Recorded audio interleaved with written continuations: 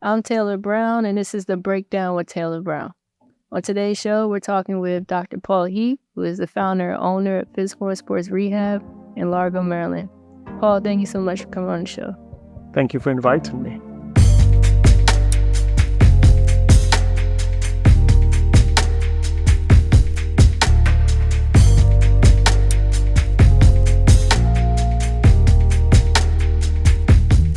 So I've been wanting to do this interview for the longest.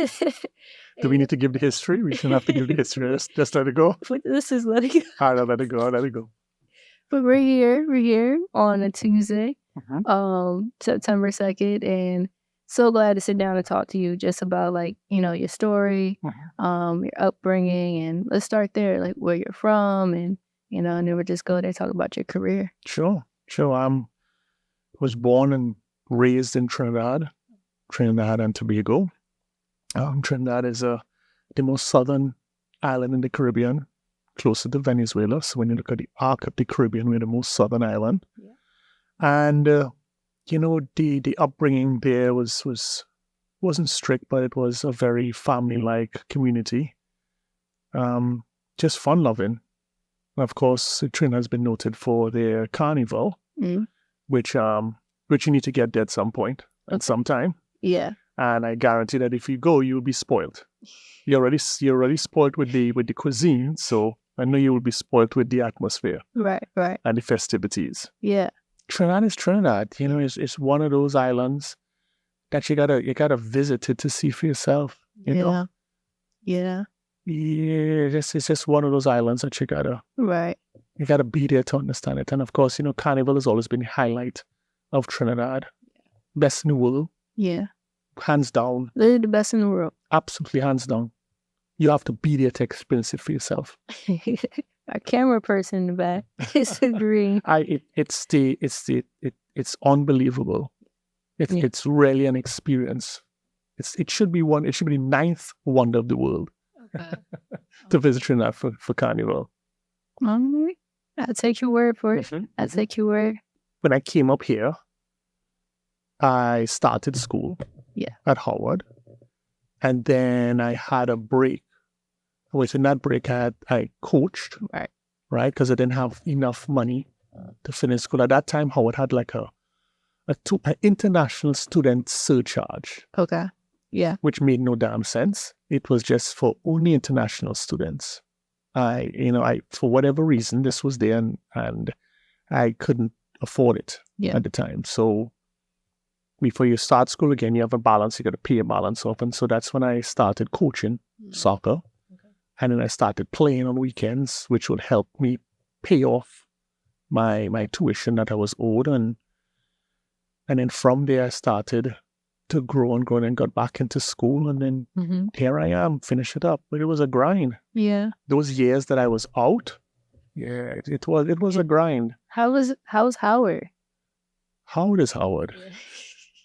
Howard is a wonderful institution. You know, and you know, a lot of folks from the Caribbean gravitate to Howard, and because it's very comfortable.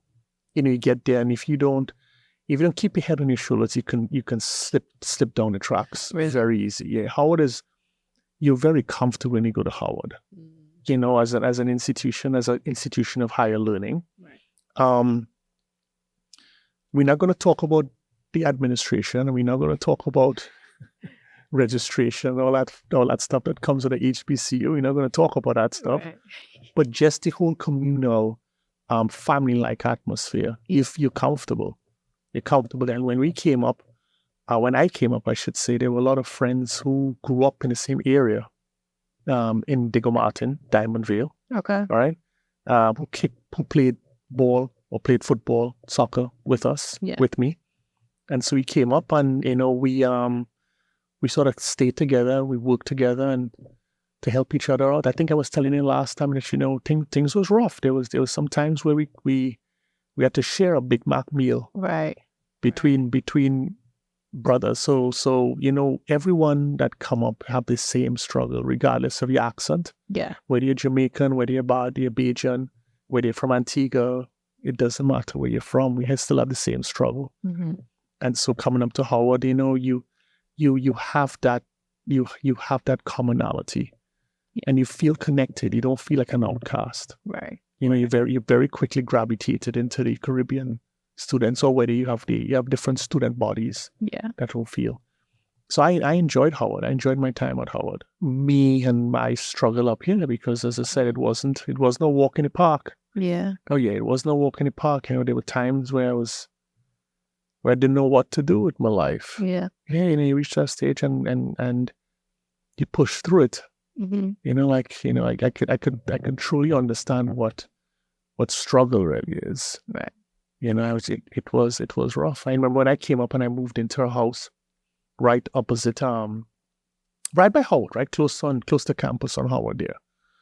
And as you walk up to the front, there are bullet holes on the door. Mm. And you grow up in Trinidad, it's like, what you're not accustomed to that stuff. And it's just like, my God, this is. Yeah.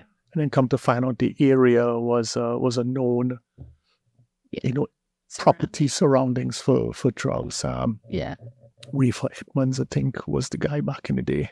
Okay. I'm not sure if you know his name. You could Google him and find out. But anyway, it was one big thing, and so that was a rude awakening for me. That was a rude awakening. I couldn't fathom it, and then every night there was something. There was something every night. Yeah. And at that time, I was just like, what am I doing here? Yeah. But I didn't want to go back home, because one of the reasons I came up was to make my mom proud. Mm-hmm. So I couldn't go back home. Yeah. I was like, I gotta fight this. If I have to go and battle some men outside, I'm up to do that. But I decided that, hey, I gotta finish this journey that I started. Mm-hmm. And by all means, and it's built. I'm built different now. Yeah. I understand.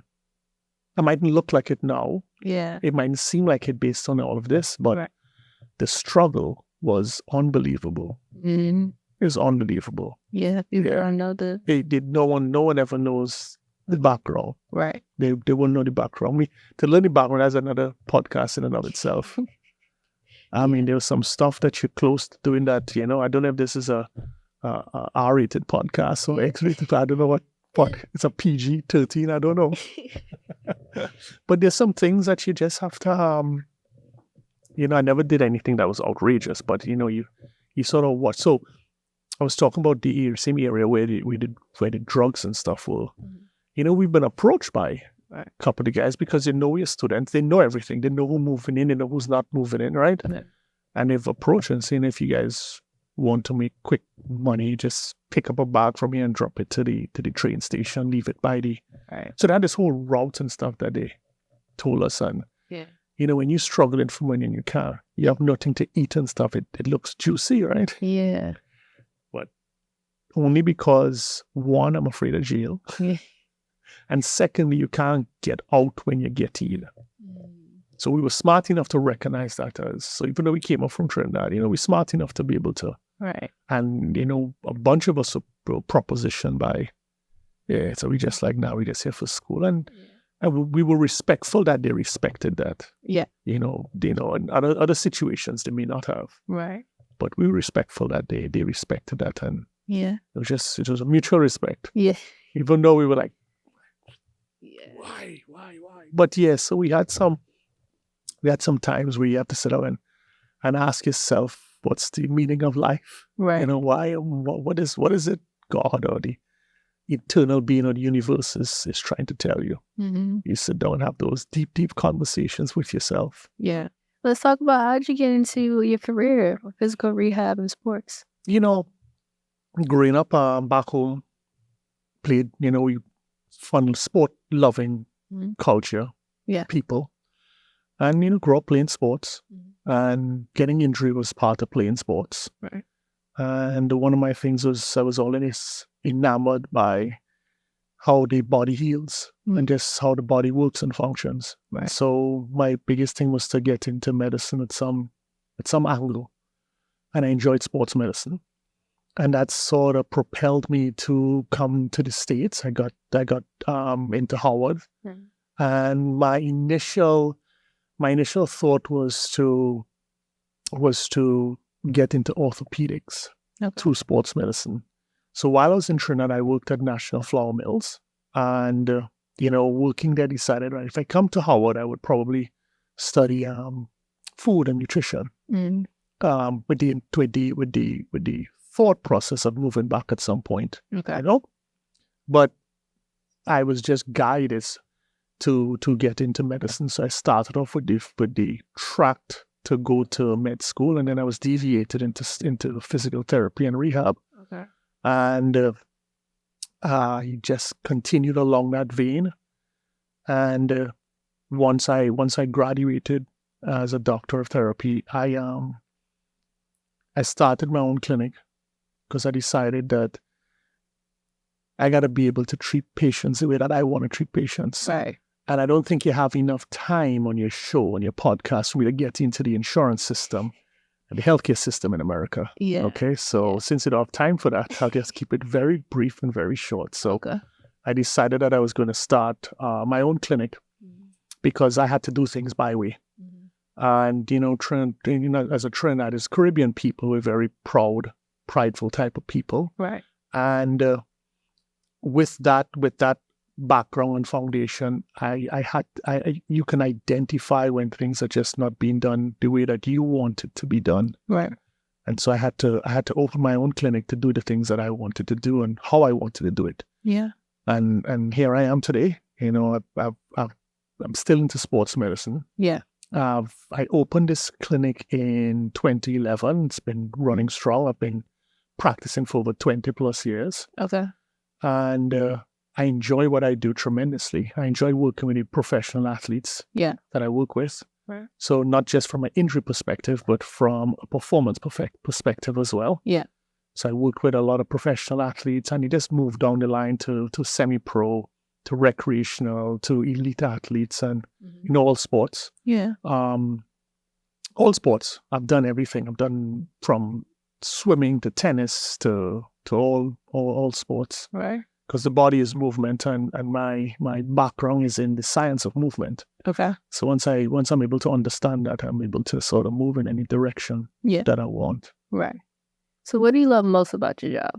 Coming to work every day, working with your clients and patients. What do you love most about it? I love people. I love learning about people. And I love educating people. Yeah. And I think that's why I had to open my own clinic, because the system doesn't educate enough. And the only way that you're going to be able to prosper is that you have to understand what's going on with you anatomically and physiologically. Right. So that you can manage your symptoms. You can manage what's going on. Right. There's no one drug. There's no one shot. There's no one steroid that's gonna heal it. You have to know how to manage it. Yeah. It's like getting a cut on your finger, putting a Band-Aid on it or Neosporin, is not enough. You got to manage it, make sure it doesn't get wet. If you do nothing about a cut, it can get infected. Right. So just like the knowledge you have to take care of that cut is the same knowledge you should have with regards to the human body or your body. Right. Medicine shouldn't be so elite that you don't take time to explain to someone what's going on and how they manage it. Right. So with that being said, that's what I love about my job, and which is why I opened my own clinic, to give me the opportunity to sit down and explain. Teaching is a fundamental aspect of healing. Right. And if you don't know it, then it's going to be very difficult. And you do well and people will come. So I enjoy people. I enjoy learning about people. I enjoy learning about cultures of people, because I don't only see people from America. I see folks from all over. Yeah. From Afghanistan. I've had Pakistan. I've had Zimbabwe. I've had patients from all over the world. So you learn a lot from people. So that's the drive that I get. So waking up in the morning for me is not a big problem. I get up with no problems to come into work and just treat people, just talk with them. I spend a lot of time talking. I do enjoy a lot. Yeah. They get treated. They get a lot of treatment, but you learn a lot about people. That's what bounce up with you, right? Yeah.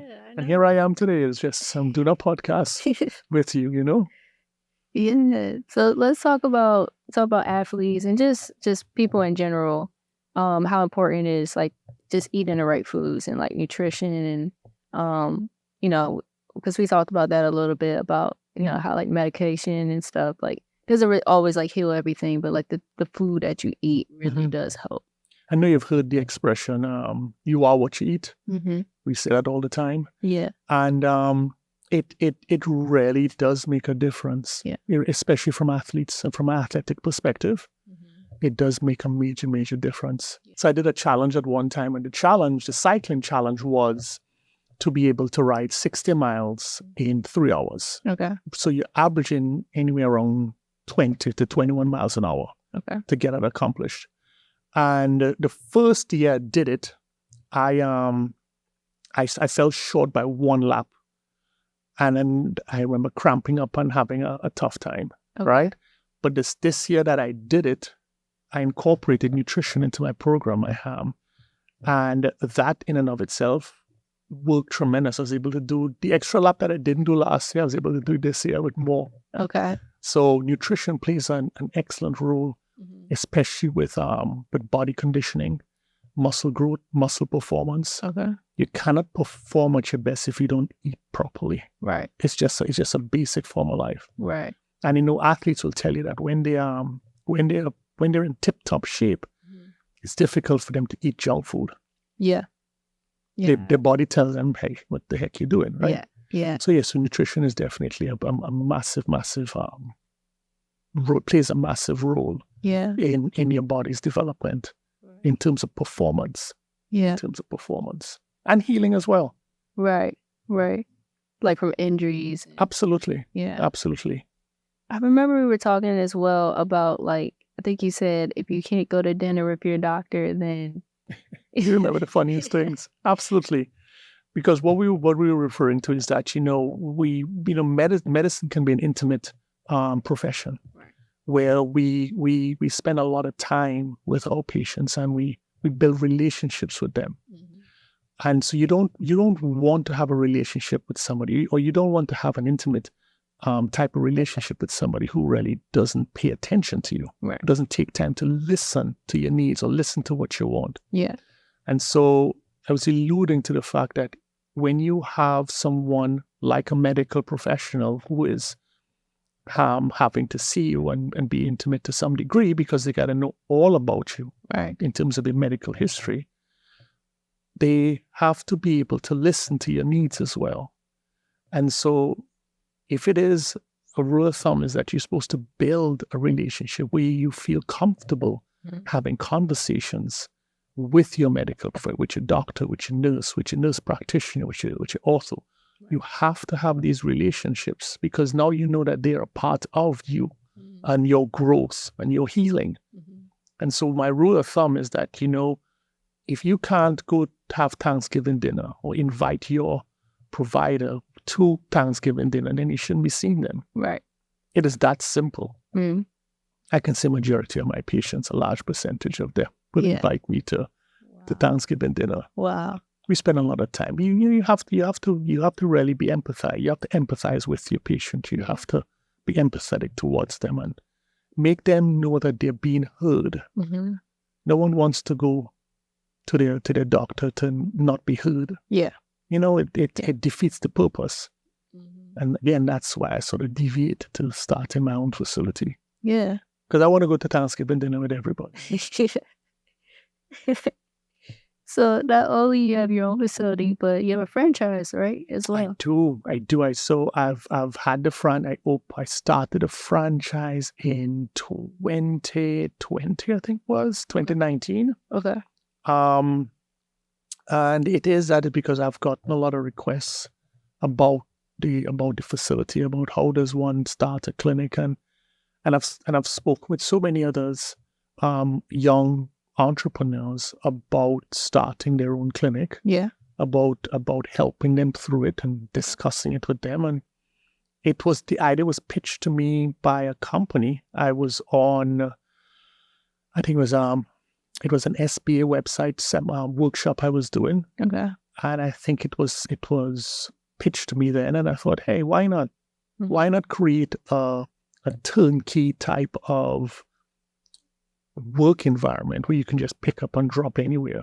Yeah. And that was the plan. So we have everything in place, and it's just a matter of being able to manage a facility, which we will teach as well. Yeah. So yes, I do have a franchise, and I also have a nonprofit. Okay. And I started a nonprofit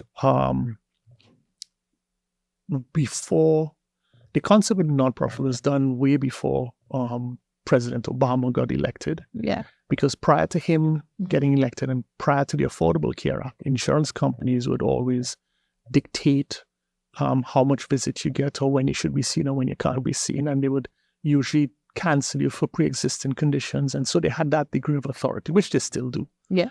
But they were able to just sort of kick you off their plan if they thought you were costing too much money. Right. Insurance is a business. Yeah. It's a financial institution. It has nothing to do with health. It's a financial institution. So nevertheless, I started a nonprofit because many patients at that time, prior to the Affordable Care Act, would start rehab and then get kicked off because the insurance decided, well, they have a pre-existing condition or they're not going to continue payments. Or they have to get authorization, and that authorization takes longer than anticipated. Right. So I started a nonprofit to seemingly bridge the gap. So if a patient had a lull in care, they would not have a setback. Okay. You see? And so I started a nonprofit to do that. And then the nonprofit has grown to not just doing rehab or treating, but to focus a lot on patient education, comorbidities, hypertension in the Black community, diabetes in the Black community, hypercholesterolemia in the Black community, things like that. So it focused more on educating the community. So it has grown to that level. Okay. And we partner with other groups to sort of help spearhead that avenue and that run. Okay. That's awesome. I know about the nonprofit. I know about the franchise.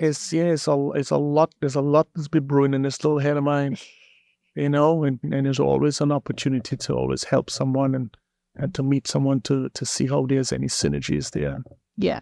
And that's the fun part about what I do. Yeah. Just sort of meeting people. You're surprised the folks that I might meet here, and you learn from them, you learn what they do and see how best it can facilitate anything that you want and what direction you want to move in, Right. So you're not just a businessman, physical therapist, but you're also a biker, you mentioned. I do. Yeah, cycling, trying to get you and company to come and cycle, right? I know, yeah. I picked up cycling because I kicked the ball all my life. I played soccer. Okay. And soccer helped me through school. Soccer helped me pay off a lot of my bills and get tuition and get back into school. Right. And so as you get older, you can't hammer and run as you used to. And so I have some buddies up here which made this transition easy, but I had buddies up here who started riding. And I was like, come out and see what it's all about. And so I started riding and, it's part of another Caribbean group of riders. So it's not just Trinidadians, but it's a bunch of Caribbeans from all over, and Americans and Africans. So it's a whole inclusive type. Right. And what does Trinidadians do well is lime. Yeah. And you can learn about lime, and she can teach you about linemen, right? So we lime after we ride, and we have some drinks, and we have food, and we go home and do it again. So as you get older, you realize that I can't run like I used to, because I'm going to end up on my own treatment table, right? Because the competitive mind is your body's worst nightmare. Right. Because your brain always believes that you can do something until it tries to do it. And then your body's like, don't listen to the brain. Don't talk to Dr. Paul, don't listen to your brain. So then I started cycling. And as with everything else that I do, you just go into it and you become so engrossed in it. Mm-hmm. And so now I'm off the hinges. I've had how many bikes, and bikes are upgraded, and the bikes are as light as these microphones, and it's just ridiculous. It's just but riding these bikes are like driving these high-end cars. They're high-end bikes, but they're also high-end cars, and it's the same euphoric feeling. So I started biking to help with just general fitness, and it started off competitive, and you from that you just sort of grow to enjoy it, and you grow to love it, and so started cycling. So that's my new love now. And it's because there's so much from the Caribbean community, so much folks that you hang with. So it's like a family, you know. And it's funny because when we go on bike rides to like different events, the Caribbean group always have music, drinks, and lining and food, and so that everyone else always comes across. We sort of pull everybody in. Yeah, we pull everybody in, man. No, that's awesome. I know I came out that one Sunday. I know, that was so funny, but I was glad you did come out though. And that was just a little taste of it. But you did well, man. You did well. I still need to get a new bike. You do. You had a bike from the 1970s. But it worked. It got you around it. I was surprised that girl, you could antique that bike. Seriously. I did it. Oh God, where everyone have electronic shifters, you still have the pull down. I was like, well, that's top of the line. I kid you not. That was top of the line. And you did it. You was moving. I did it. Pushed through. Right, I'm sweaty. All right, Paul. So I wanted to ask you, what advice would you give to younger professionals that aspire to be like you, or, you know, to open their own facility? What advice would you give them? One of the main things I will tell them is that you gotta be empathetic, and you have to listen to your patient. You can't treat someone if you don't know what you're treating. You have to listen to them. You can't be so quick to want to give medication or give advice if you're not listening to them. Right. That's always the biggest thing that patients come to me and tell me, is that the practitioners don't listen to them. And it's amazing how much wrong diagnosis that I get on a daily basis. I'm constantly changing diagnosis because that's not what they have. And all it takes is just listening. So a young person coming up is, listen to your patient, spend time and listen to your patient, problem solve. You know, everything is not cookie cut. Right. The book, your textbooks that you've graduated, those are guidelines for you. Those are references for you to go back to sort of get your brain aligned. But you have to think it through. You have to think through that process. And you know, once that touches your heart, you would have a thorough understanding of and be empathize and sympathize with that patient.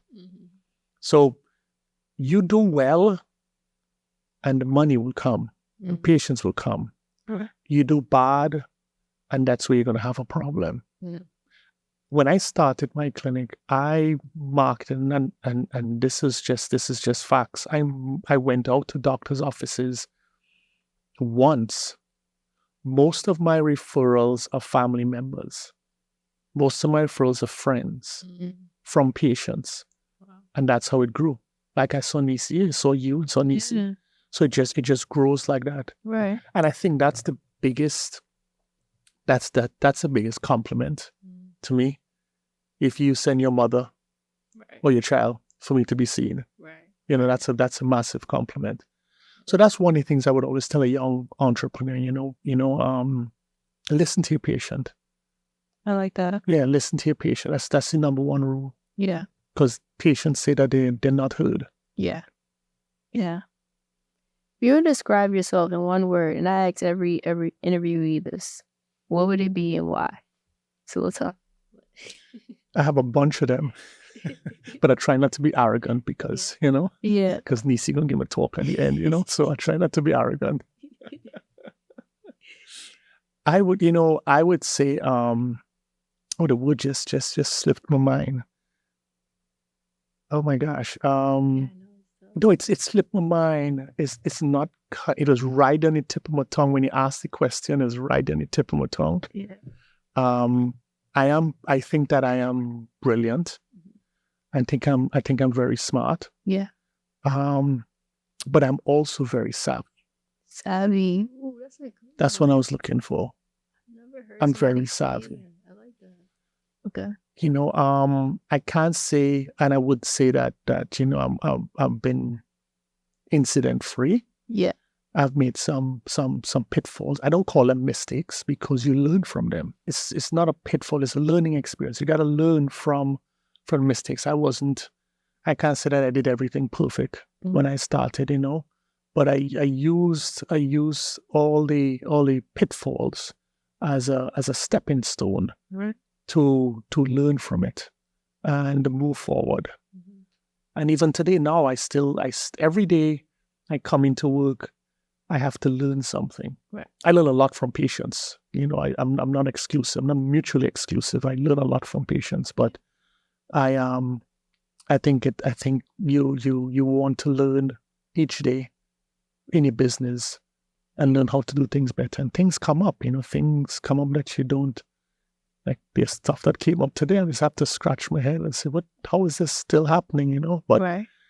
It teaches you to set peripherals in place, set protocols in place so things don't happen like that anymore. Yeah. But yeah, so I said that I'm brilliant in terms of educating my patients and savvy in how I do what I do. I like that. I like that a lot. Well, good. I'm glad you like it. I'm sorry it was on the tip of my tongue and I couldn't get it out the first time, Yeah. No, that's pretty cool. I've asked people all the time. I've never heard savvy, so I think that's cool. So, Paul, what's next? What's next for you? I know you have your facility, your franchise, your nonprofit. Any new projects? Anything new going on? Or any new ventures? Anything? I'm working on something right now. Huh? I'm working on something because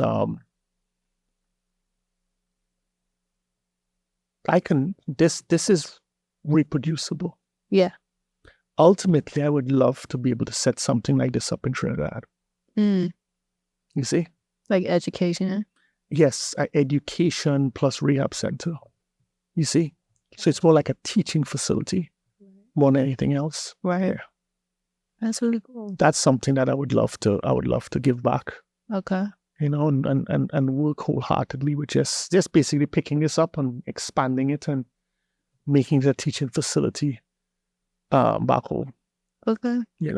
That's nice. Teach them to run it. Yeah. Mm-hmm. And just little niblets here and there. Trying to make things a little better. But that's one of the bigger things that I would love to do. Yeah. That I'm sort of working on.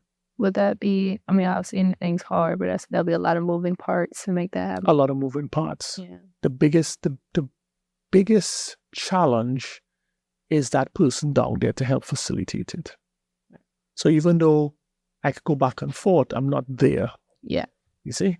And so if I can get that facilitated, then we can continue. So it's on the drawing board. Yeah. It's a proposal that we've put together and, just trying to figure out what bodies we could reach out to. So that's just a quick little insight as to what my next project is. Yeah. I'm glad we got the first inside scoop here on the breakdown with Taylor Brown. Oh, Paul, thank you so much. Absolutely, man. It's an absolute pleasure. It really is. It really is. And this is it. This is it? This one is it? I won't be surprised. You know my number.